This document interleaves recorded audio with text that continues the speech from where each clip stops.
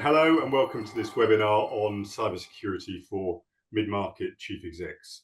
This is a worrying and complicated and technical area, but CEOs still need to find a way to provide the leadership and to set the tone. So for the next hour, we're going to be talking about the CEO's essential role. We've got an audience of about 150 CEOs, business owners, business leaders, and so on in the UK and the US. And I'm joined by 6 of my colleagues, Jerry Lawrence, Jack Miller, John Reeve, Nigel Hodges, Steve Cairns, and Madhu Bhuta. Let's get started and have a quick go around the table and give people a chance to introduce themselves. Let me just ask everyone to share a recent example of how members of the C-suite or board that you're working with have directly and personally impacted cybersecurity in their businesses for good or for bad. Madhu. Hi, thanks, Graham. One of my most memorable experiences recently is a board member who asked me whether cybersecurity was too much in his organization.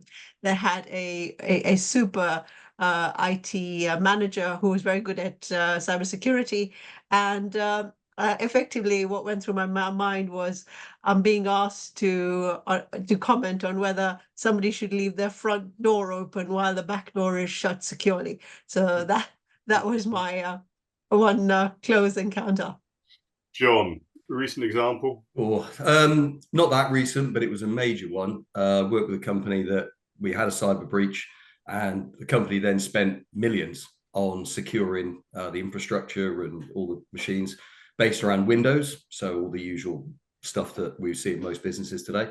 And I went to a senior management or C-suite meeting, presenting to it, and realized that 2 members of the C-suite were using Macs because they didn't like Windows devices. Jack. I had an interaction recently with the CEO. He said, well, look, we're moving everything to the cloud. We're embracing SaaS apps. So do we really need security? Isn't that all handled for us? It was a good discussion to have because I had to kind of set them straight. It's in the cloud, looks after itself, presumably. Exactly. Yeah. Steve Cairns. I had one where we were rolling out 2-factor authentication across an organization. The CEO was quite clear that that was really for the troops and not for the C-suite. And the CEO was hacked. They had used the same password across their business and their personal online experiences, probably an online shopping environment. They had their data stolen. The hackers then used that password to see if they could get into the business account. They got in, they set up some rules to try and get some financial information and sent it off to China. And that person became the biggest advocate for putting in 2-factor authentication and for driving cybersecurity after that event happened. There's plenty of bosses who become great advocates after the event, aren't there? Jerry. I always remember we as a board in our business had decided to finally get around to properly doing something about security and being proactive with it. And it was as if it had been pre-planned, because only 3 months later, there was a major attempt to break into our systems. And of course, because we'd done that proactive work, everything sort of just kicked straight into action. There were there were no dramas. Everyone just knew what they were supposed to be doing. So it became almost not a non-event, but it was much easier to deal with. Nigel, any thoughts?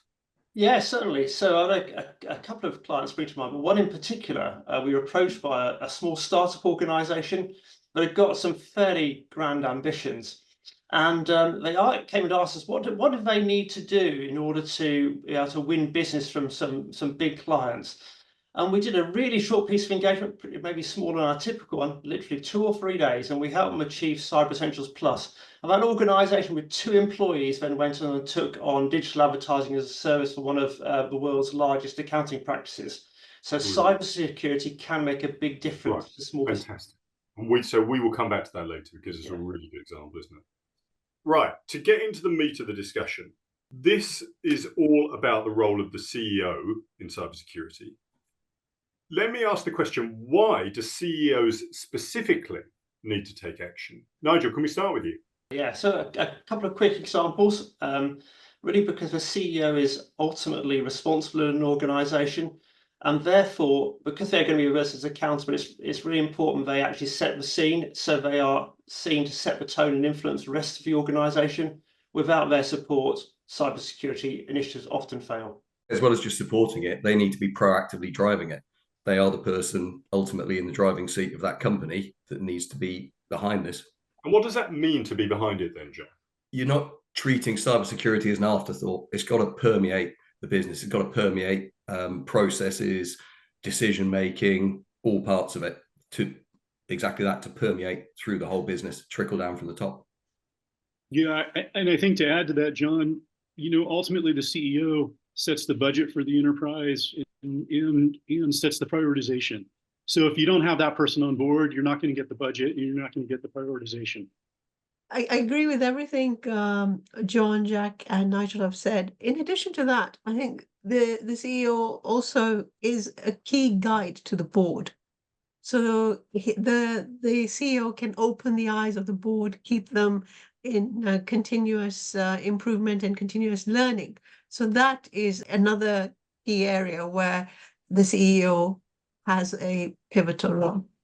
Who's seen this done well? Who would say, I've seen an example that I would model? I'm seeing a lot of CEOs these days who are very involved and very active. And I mean, it's been quite a few years now, right? Because there's so much news of events in breaches happening all the time.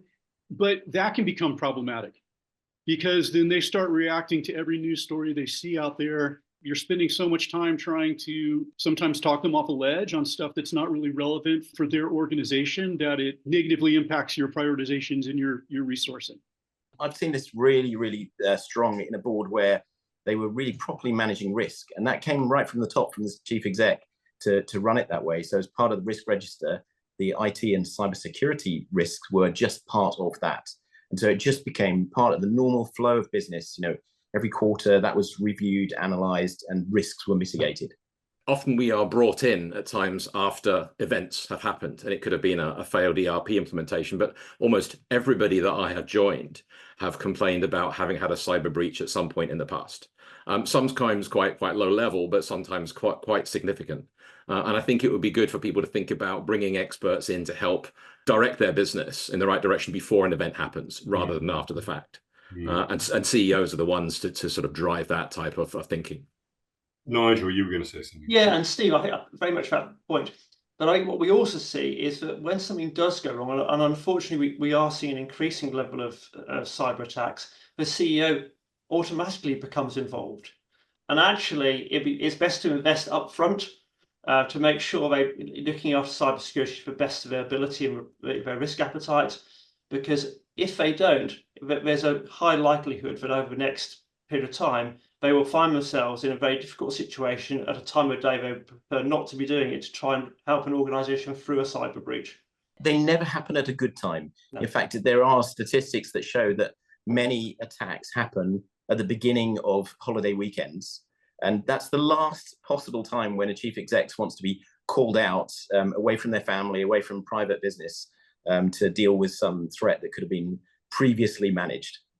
We were at an event yesterday and we had someone who was the CIO of a large broadband provider that in the UK, everyone will remember the story of their breach 7 years ago or thereabouts. And he talked us through the remediation there. And I think one of the interesting points was how the chief exec, who's a well-known figure in the UK, threw herself behind the repair efforts afterwards. But basically what had to be done over a 2-year period, arguably, were a bunch of things that should have been done in as background tasks as they went along. There was nothing very special about any of the stuff that they had to do, but the difference was that all of a sudden the chief exec was behind them. So the power of the leader applies to this as much as to everything. Jerry, I was struck by your point about integrating cybersecurity risk management into the normal risk management of the business, which of course chief exec, CFO would typically be very heavily involved with. It's an ordinary part of governance of any substantial business. Yeah, it's just part of the day job, isn't it? And if you do it that way, the strength of the board that I was involved with that did it that way was that it just became normal. It wasn't then treated as some special separate thing. It's just all integrated into the whole running of the business. And that seems very effective. So, look, there's two sides to this then. One side of it is the sort of hard management stuff. But before we get into that, if we talk about culture and behaviors and the role of the CEO in terms of setting the culture and tone to create the conditions where cybersecurity can be successful, then what do you think the role of the CEO is in that piece? Madhu? It's in 4 areas for me. I think the CEO needs to embody a cybersecurity. They need to have a cyber secure posture themselves. I think John mentioned this. They need to lead by example. They need to follow the policies on password length, on MFA. They should not try to circumvent controls. They should do the training on time, use standard equipment. If they do need specialist software, then get it checked. Don't download something and don't sort of create a cyber risk for your organization. So embody, then project inwards. So messaging at town halls, we are only as secure as our weakest link. Support the mandatory training, empower cybersecurity teams with the right skills, with the right budget, encourage collaboration, ensure security protocols align with business units, and that projecting inwards also means demand accountability. So almost any organization of any size will have somebody who has a cybersecurity responsibility. It could be the MSP, the managed services provider. Ask, is my organization incident ready? So demand accountability, demand to see evidence that plans have been tested. Ask for cybersecurity certification and support auditors and assessments. Get the CISO or equivalent or the MSP to report on vulnerabilities directly to the CEO. So project inwards, demand accountability, and then project outwards. So champion cybersecurity with the board, sponsor board seminars. I'm a strong advocate that if the board is not behind cybersecurity initiatives, then actually they do fizzle out. They do become a geeky thing that somebody does in a corner and the organization pays occasional interest in. And then also actively engaging with peers. So a bit like what you just mentioned, Graham, the CEO who went and fixed the issue and is now a big proponent of it, actually evangelizing about security and cybersecurity and its importance in the business world. So for me, it's really these four things: embody, project inwards, demand accountability, and then project outwards. I think that's very interesting. I mean, what I'm struck by is the use of the word project, because that is the point about how bosses influence a business and influence culture, is by projecting what they consider important onto everyone else's agendas, isn't it? We mentioned about cyber security efforts fizzling out, Madhu. It's really important that we stress to companies that we work with that this is a journey. It's not a destination. You'll never get there. You always have to constantly be reassessing the risks, reassessing what level you're happy with compared to the level of investment you need to put into it, but it will only get worse. I agree with that, but also I'd make the point that it's worth making sure that you can demonstrate as a CEO and through the culture of the business that you understand what's appropriate for your business, because there's a huge difference between a company that's transacting online, retail, versus a company that perhaps is making widgets B2B, doesn't have e-commerce, and their transactions are perhaps even cash only. I mean, there's a whole different level of risk associated with that. So showing that you're aware of that and where the business sits in the kind of in the hierarchy of risk is really important. Yeah, and they can't just talk the talk, they have to walk the walk. If they're acting like they're supporting security, but they're circumventing it, then their direct reports see that. Yeah. And it slowly kind of permeates down through the organization. But if they're demonstrating that they're willing to accept having to take additional steps sometimes, I mean, obviously the goal of security is always to make it seamless so it doesn't create some challenges, but sometimes it does create some challenges. And when people see the CEO puts up with that, then they're going to put up with it as well. The truth is there's often a balance between security and convenience, and that's the reality. And I guess, Steve Cairns, your example about the MFA is a very interesting one, because the boss is rarely accustomed to having to put up with an inconvenience, because normally many things in the organization are trying to remove their inconveniences and give them a straight path to be able to do whatever they want to do, which is understandable. But, as you say, Jack, if the CEO, other members of the C-suite are seen to be allowed to have their own loopholes created, it's not just the fact that they've got their own loophole created. What it says is this stuff doesn't matter. Yeah, I mean, I think the easy example, and we all probably had this, right, going back years, was at some point many years ago, we realized we needed to block access to personal email. It worked. It would get implemented where it was blocked for everybody except for the CEO and a few executives. And what that did is it kind of signaled to people lower in the organization that if they could figure out a way to kind of circumvent the controls and get to their personal email, then they should probably do that because the CEO is doing that too. So it must be appropriate. It's corrosive, it really is, in an organization because it's the thin end of the wedge. As soon as you make an exception for one person, the person report to them wants an exception made. Yeah, we found in a business I was working with, we found a great way of showing visibly that people's buy-in to this, because we introduced some awareness training, which is great for everybody to make sure they're up to date with what's going on and how to protect themselves personally. And an awareness training was done online and could be tracked. But of course, that meant that it was very easy for us to figure out who was doing it and who wasn't. And that way, if you are a manager of a team or you're in charge of the entire company and you're seen to have done that awareness training, even for the 10 minutes that it was necessary, then that really shows. I agree with you. And equally well, the opposite's also true. If you're seen to not do it, then Exactly. it has an enormously undermining effect. It's like any aspect of leadership. What the person at the top of the tree does, by the time you get to the bottom of the tree, it has gone through 10 layers of kind of diminishment, of dilution. And so if someone at the top of the tree, if there's a chink in the armor there because they're seen to not care, by the time it gets to the bottom, nobody cares. That point Jerry brought up with awareness training, right? Everybody goes out and buys these packages today and implements these packages, which is great.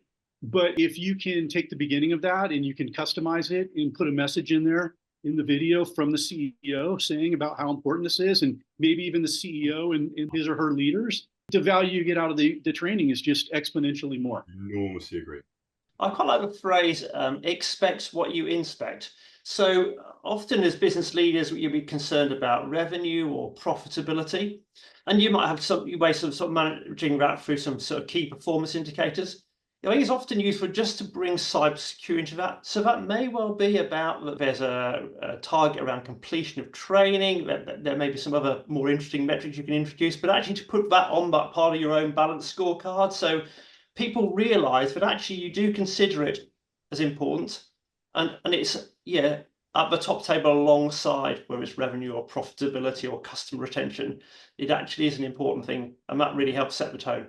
So I couldn't agree more, Nigel, and I think that's a very interesting point about, and we'll come back to it later, which is about how do you take an objective view on where you are? How can you create a balanced scorecard that's meaningful at the C-suite? One of the questions that's been asked on the Q&A is Madhu's point about demanding accountability and how you do that.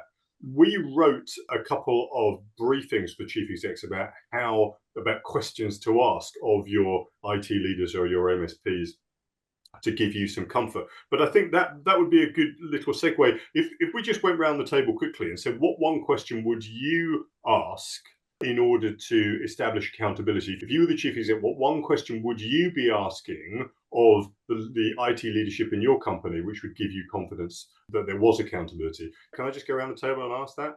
Madhu? Well, I'd ask, is my organization incident ready? We have to assume that cyber breaches will happen, and need to know, am I ready to respond? John? The expression that springs to mind, Graham, is trust but verify. So if you're talking to the IT person, say, as Madhu just said then, are we ready for a cyber incident or a breach? And the answer hopefully is yes. Say that, well, that's great. Please show me, walk me through the plan. Let's spend 15 minutes just looking at it and make sure that it is convincing. Jerry? I would say, I mean, those responsive things are great, but you also, I love the question about, have you tested your ability to defend yourself, and how often and how recently? Yeah. Steve Cairns. I would say, absolutely. Are you paper ready or are you ready? Have you practiced and thought this through? What would happen if at 9 o'clock tomorrow morning, your business across every computer had a ransomware attack? Who steps forward and picks up the baton and takes the lead? And it's practiced and it's not just on bits of paper. It actually has been proven that it works. Yeah, literally the story yesterday was all the screens went black. So what are you going to do then? Yeah. All the screens have gone black. Jack? Yeah, to dovetail on what Steve just said, I think it's what if. Nigel? So I think the question I would ask as a chief exec is, do we know where all of our data is and who in the organization is taking responsibility for it? Today, often we see our data not just in traditional transactional systems, whether that's finance systems. We see data out in cloud services, whether that's Microsoft 365 or Salesforce. We often have, even small companies have really complex data estates. And when things go wrong, you need to know where your data is and where the important data is so you can prioritize its recovery. Yeah. The one I was going to add, from my point of view, what I always say to chief execs is that they should require some certification. So in the UK, the obvious one to reach for there is Cyber Essentials, Cyber Essentials Plus. As a way of holding the organization to account is say, I need this. It may be ISO 27000, whatever it is, but I need that certification. And so have we got it? And if not, what's the plan to get it? And if we don't intend to get it, why is that? And I think it's a very kind of simple way of encapsulating that question of where are we and are we safe? Or are we safe enough? Okay, so we've talked about the sort of culture, leadership, behavior, tone setting side of things. You then get into what in some ways you might call the kind of managerial or harder edge side of it, which I think is best summed up in the question, if I'm a business leader, how do I set the cybersecurity risk strategy in the context of a business strategy? How do I make those two things get connected? Steve Cairns, what do you think? Well, I think the first thing to get started is that you should view cybersecurity as an enabler of, I guess, business resilience, your future success, and not just a technical challenge that you need to overcome. Things like Cyber Essentials and NIST in the US are tools for you to get to a level of maturity. But I think if the business looks at cybersecurity as a business enabler, if you're doing it and your competitors are not, you're going to succeed and they're not. So you're trying to avoid business disruptions to operations. You're trying to avoid harm to your brand, your reputation. You can look at a sort of a business risk appetite and if something happened, what might the impact be? Depending on your business, you could be a financial institution, you could be a bank, you could be an online shopping platform. I mean, the impact of a cyber breach might be quite different, and your ability to recover from that sort of incident might be different as well. So it might be devastating. And I've heard of many companies that have gone out of business, A, because of the impact to their brand, but B, the fines they had to pay to the likes of the ICO for a serious data breach. So I think you look at this as in line with your business strategy. It's something that is a core part of your business success in the future. You mentioned things like Cyber Essentials and NIST. So you need to have some sort of a framework that you can build a level of maturity on. So Cyber Essentials in the UK, NIST in the US. I think Cyber Essentials you can get certified, NIST you can't, but it's a framework that gives you a guide on how your organization is in relation to best practice and what you need to go and fix. And then you need to have, I guess, a sort of pragmatic risk management approach where you and the board are looking at the risks to your organization and deciding what are the priorities, what are you going to invest in, what do you need to focus on as an organization. So you're sort of taking it away from being, I guess, a technical sort of lens to being a business lens and looking at this as just part of your business strategy that you need to focus on. You need to get the leadership involved. I mean, we've talked about, CEOs are not talking the talk. And are sort of circumventing cyber, protections because it's easier to avoid that. Then the rest of the organization will follow suit, and they won't have an understanding of risk and of what's needed with things like data governance. So you need to have the leadership involved. They need to be all part of that sort of journey. It's just a continuous improvement cycle. I mean, you are never going to fix everything. Even if you get Cyber Essentials, that's what it is. It's just the essentials. But you could probably always do more. And with the advent of things like AI, it's going to get even more challenging. So things that could be done maybe a year ago are probably twice as easy to do now with the advent of some AI tools that hackers have access to. Yeah, just to clarify for the audience, what you're talking about there, when you say twice, you're saying twice as easy for the hacker. Yeah. Yes. So hackers no longer have to be, or less and less have to be technical experts, and less have to be empires of highly technically able people, and more this is readily purchasable. You can buy it as a service, Graham, can't you? Yeah. Absolutely. I was going to say that. I mean, you have got state-funded hackers, and you've got hacking as a service now, where someone can go and spend a small amount of money to get access to tools that let them do what was quite complex, a challenge to do a few years ago. And just to add to that, the industry now, where if people find a weakness in your security, they can sell that for $500. Initial access brokers. and then Yeah. someone else would just buy that off them. So a more serious hacker will then buy that off them. They're a place on the dark web, Graham, where people advertise their services and people rate them. It's like Amazon, it's the Wild West. So coming back to this question of frameworks and business risks, Steve. So to me, the key thing here is, as you say, to move it away from being a technical discussion and to be more of a discussion about revenue risk, profit risk, whatever those things are, or indeed, kind of regulatory risk. Obviously, below that, there's a whole load of technical detail, but to lift it up to that level so it becomes relevant. Absolutely, yeah. To my mind, if cybersecurity is permeating the culture of a company and it's being driven from the top down, it's naturally going to become interwoven with business strategy and all aspects of the company. One thing I'd add to that is the recognition of what the strategic tech assets are. So when you're looking at your business strategy and you're trying to understand your business strategy, one needs to have a real clear picture in mind when especially when you're trying to link business strategy with your cyber strategy, is what will change as a result of executing my business strategy, and understand the strategic technology assets. Understand also the extant risks, the current risks that those technology assets face, and what would then be only compounded when you then start to build on those assets and execute your business strategy.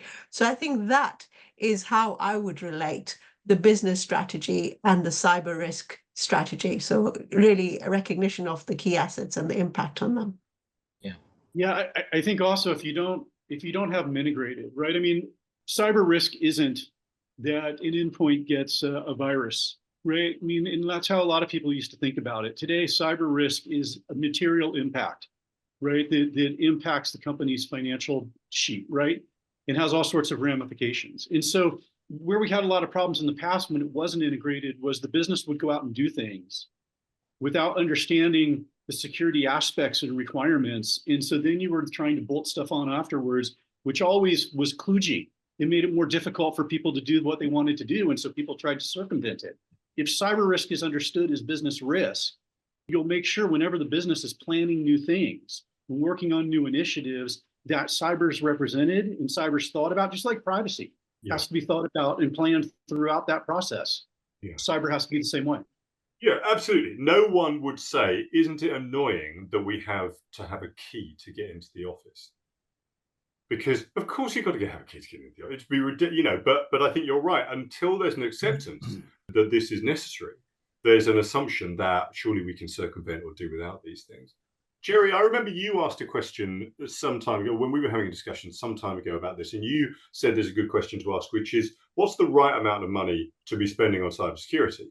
Now, I don't think there's an answer to that, but I think it's a really good conversation starter to have around the table, which is, we've got a strategy, we've got certain assets. How much is this business prepared to spend on cybersecurity? Or how much would be an appropriate amount of money? Frames of a discussion about value and business risks. Yeah, normally, you see, when we were used to buying things where the thing we're buying is basically the same, and we're just looking for the most cost-effective way to do that thing. Yeah. Of course, so even if you're buying insurance, you look for the cheapest quotes for the same level of insurance. When you're planning for your spend on site for protection, cyber protection, and also setting up what you'll do when an incident happens, how you'll respond to it, the budgets that you set for it are quite variable. It's also a really good demonstration of how you're matching up to your overall business strategy. Because if you talk about your cyber policies and the way you approach it as being super important for your business, but then you only spend, you've set a budget of £1,000, then it obviously clearly demonstrates, well, there's a bit of a gap there. You can't, on the one hand, you expect to be turning over 100 million and only spending £1,000 on cyber. So it is a difficult thing to set, and it's all in the context of understanding your business risk as well as what's possible. And even once you've set a budget, you then need to make sure that it's spent wisely, because you can very easily spend money on things that are ultimately duplications or are unnecessary for your particular business. The one thing I'd add to that is that cybersecurity is always cheaper when you do it at the beginning. If you have to retrospectively shoehorn cybersecurity into something that's already been done, or as Jack said, some shadow IT that has been created and now becomes business critical, and oh my God, what are we going to do if it's attacked? Then we're really on a losing wicket. So thinking about it upfront as having an architecture, making it part of your strategic thinking, I think is the cheapest way to do cybersecurity. Yeah, I agree. I couldn't agree more. It's a bit of a detour, but I think the point here is that complex IT is far more risky than simple IT. A lot of risk arises from just an enormous estate of lots of things that never got closed down properly, projects that never got finished, bits, acquisitions that never got properly integrated, so on and so on and so on. And so it's not only that they're risky, they're also just really expensive as well. You just built in lots of process cost and so on into the business. If you eliminate all this stuff, then you will actually have a better, smoother running, less error prone, less complex business, as well as having a much more cybersecure business.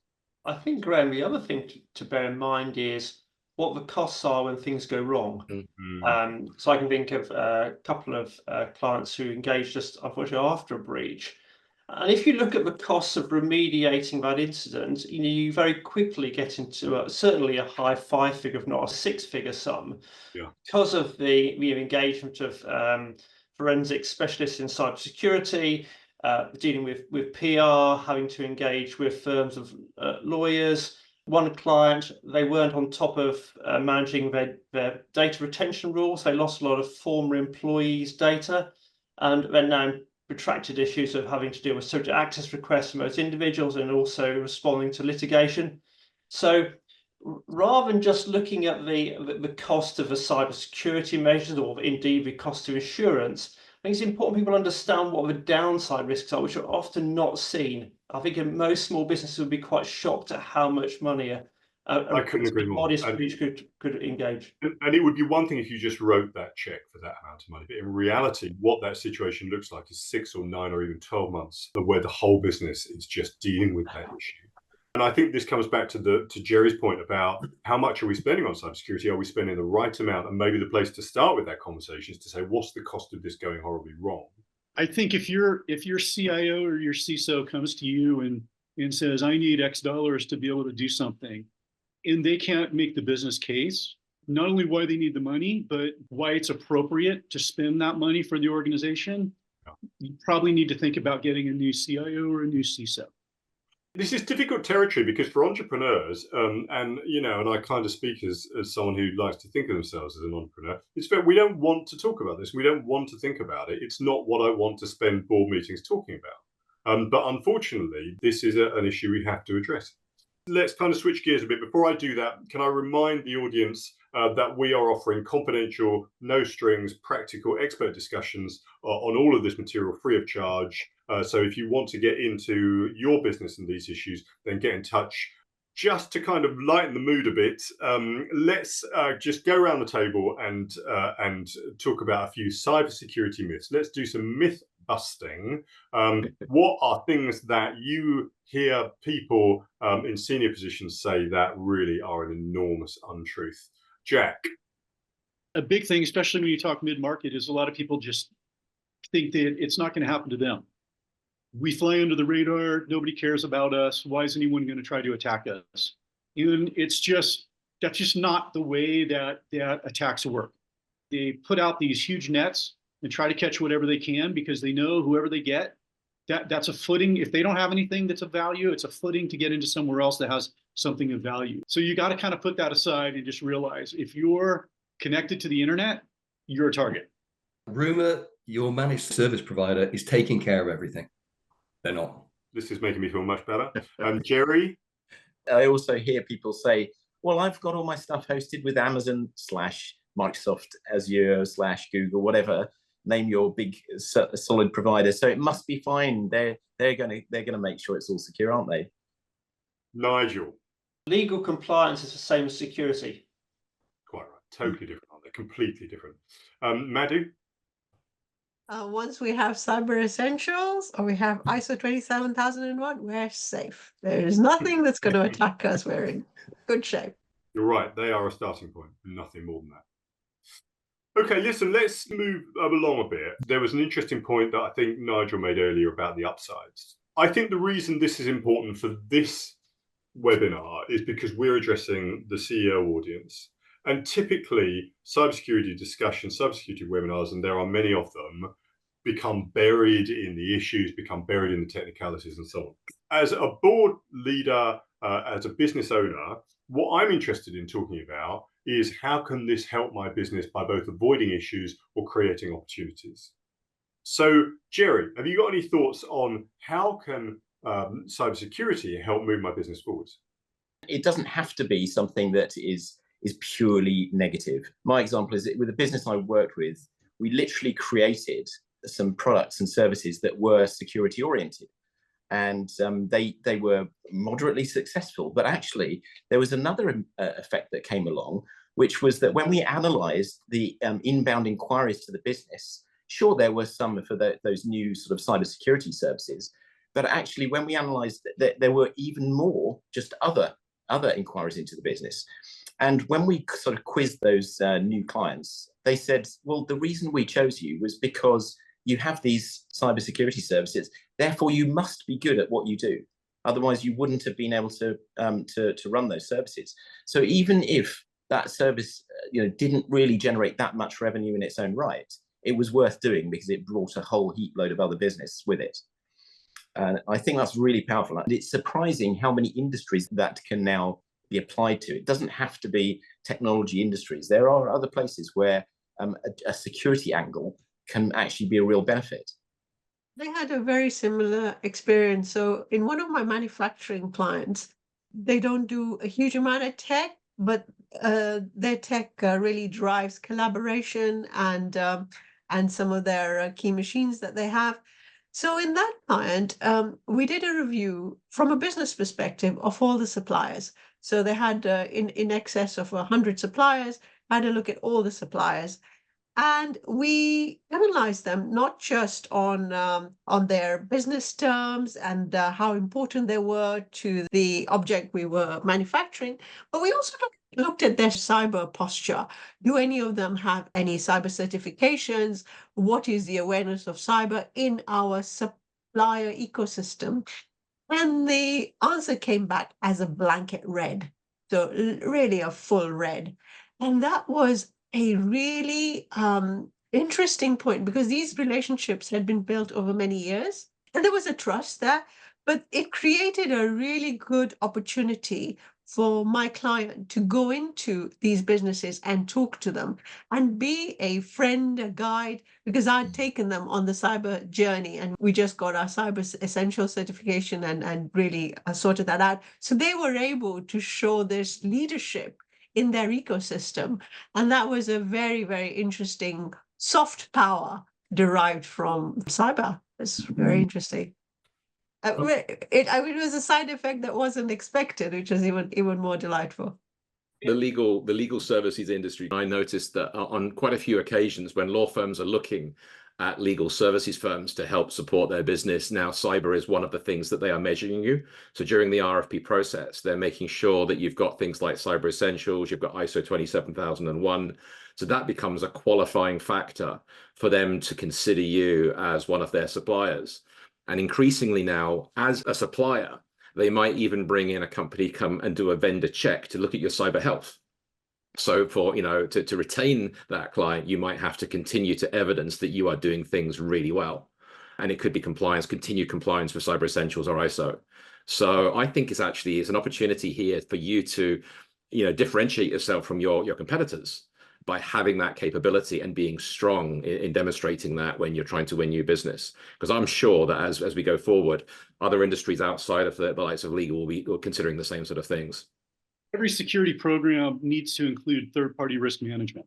If you're not evaluating your vendors, right, you might as well just, lock your door and close up your business. And as a past CISO who's evaluated vendors, I can tell you that I've had situations in the past where I have canceled vendor contracts because they didn't meet the requirements and they put the organization at risk. So it goes both ways. Yeah. If you're not doing it, you will lose business. If you can demonstrate you're doing it better than other people, it's a huge benefit and plus in your direction. A very simple business benefit of doing cyber security properly is a financial one. I mean, genuinely, just avoid the cost of a breach. And the cost of a breach is not insignificant. It is massive disruption to the entire organization, not to mention the cost of remediation. And then nowadays, this is also a leading indicator of how well businesses are managing their risk. If they're serious about cyber, have gone and got cyber accreditation, it not only lowers your insurance premiums for your cyber risk, but actually is a really good indicator of how you're managing your risks as a business as a whole.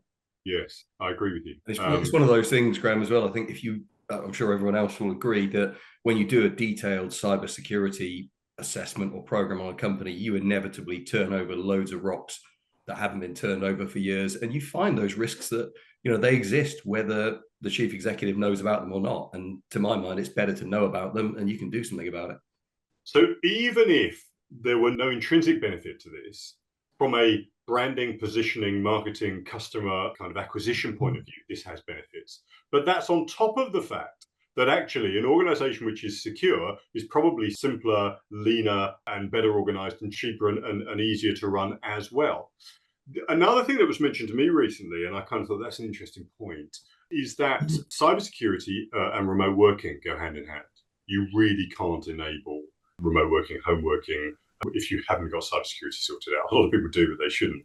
And actually, in an era when competing for talent is ever more difficult and people's expectation of being able to have some kind of hybrid or home working as part of their package, they have that expectation. Your ability to recruit and retain people, which is a significant business differentiator, is tied to your ability to lay on effective cybersecurity. Yes. One other quick thought I was going to suggest was, if we see many of our clients, they may be looking, they're owner managed, and they're looking to exit that business maybe for retirement, or indeed to secure third-party funding from maybe private equity. One of the things we sort of see is if organizations don't have good cybersecurity, it potentially damages the value of those organizations that are coming close to exit.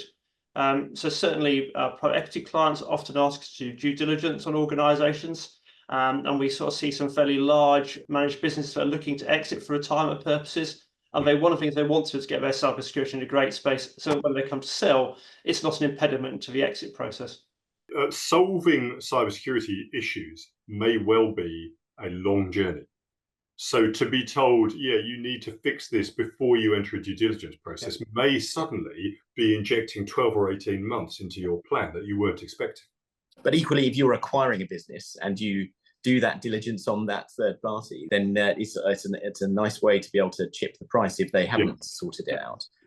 That's possible too. So it can work to your advantage, but it can certainly have an impact. And even better, if you've managed to turn it into something that sets you aside from your competitors, so you're significantly better at it.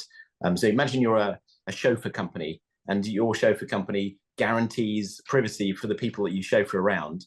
Well, that's very different from any other kind of little cab company down the street.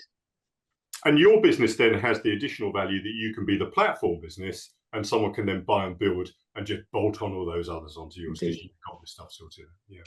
Let's have a look at some of these questions, because I think there are a couple of them that have caught my eye. And one of them that I particularly want to talk about here is someone's asked about awareness training.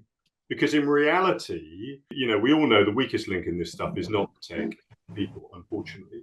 Awareness training, who's got some thoughts about this?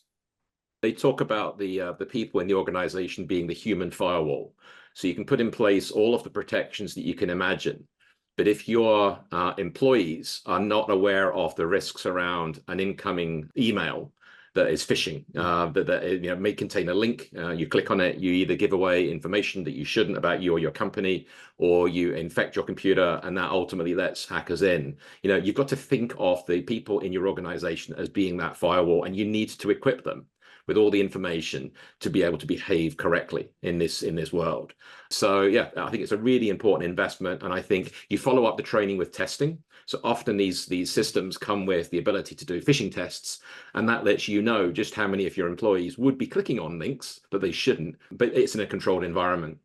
And you would be surprised that it could be up to 30%, I think, is one of my recent clients, a new client doing it for the first time, cyber training, and a month later did a phishing test, and about 30% of all employees clicked on a link that they shouldn't have done. That was enormous. So a big shock to the business, but realizing that absolutely you need to train your staff. And that is how it will happen. That is how it will happen, is someone clicks on something. Really important there, Graham, is although you're planning for it not to happen, you've got to have a plan in place when it does happen. In addition to making sure everybody's at a level where they understand the value of data, how to secure it, and their role in securing it, cybersecurity is not IT's issue, it's everyone's issue. There's also a case for continuous improvement and continuous learning, because the whole area of cyber vulnerability is an industry. There are genuinely people who try to break every sort of software and try to get into your systems. It is an actual industry. There are passwords that are available on the dark web. So this is something that one needs to keep constantly abreast of. So something that could be of good security in the past, for example, an 8-length password with asterisks and commas has now evolved into sort of 18 a character password, which is a phrase. So things are constantly evolving, and it's really important that the organization is aware of how things are moving and how to protect themselves. I would lend a positive note to that, though, which is that if it is possible to train people, and it does work, we all do, let's call it family IT support, because anybody who's in IT has to do that for their extended family, I guess. And the older people in my family absolutely never click on anything anymore. They've been trained to not do that. And it absolutely was. So if somebody at that, in that age group can do it, there's hope for everybody. What occurred to me was when you were talking, Maddie, was that incident or that issue we had where a company approached us because a hacker had found a weakness in their systems that they hadn't exploited, but they wanted some money in return for telling them about that weakness, which is in that kind of grey area. It's not clear if that's black hat or white hat or whatever. But this is an industry of all sorts now. One quick thought, actually, just in terms of some of the people on today's call may have been subjected to sort of PowerPoint security, data privacy training in the past, and it was fairly boring, maybe one say. Well, yeah, one of the questions is about how to prevent it being a ticket. Yeah, and I think we working on it, but there's some really good training materials available. But the products I use in my clients, often the videos are between sort of 3 and 7 minutes each, often quite humorous, targeted. So, we're not talking about people taking away from a day job for hours at an end. We're talking about short videos that individuals can take, in at whatever time it's convenient for them, and do that on a regular basis. So rather than having a once a year sheep dip training, or you've had your hour and a half with a slide deck, and it's actually can be very, very different and can actually be a sort of positive conversation starter within businesses as well. On the effectiveness of the training, I think one technique that is used in some sort of training software is gamification, when they actually transform this learning into an exercise that permeates the human mind and kind of leaves some lasting impressions there. And I've seen it being very effective. So my answer to that particular one would be choose carefully. There is software, as Nigel said, that is very much PowerPoint based. And yes, it is true, it's a tick box exercise. That's why you wanna make sure that when you're spending money, you're spending it wisely on the training. I think later on, there's actually also who provides the awareness training. There is some really good software out there. Let's just do one more question before we finish, because there's an interesting one here, I think. Someone talks about bring your own device in healthcare.